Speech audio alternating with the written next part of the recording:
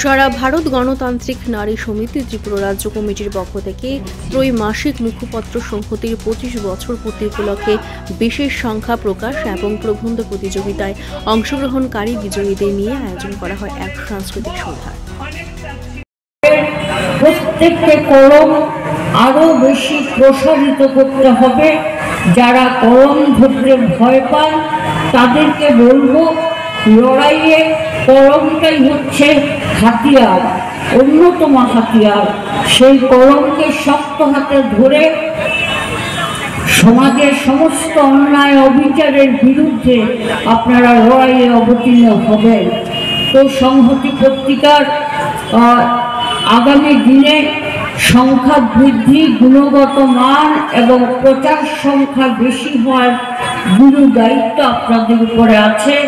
আমি প্রথমেই আহ্বান করব আমাদের সংহতি পত্রিকার বর্তমান যিনি এডিটর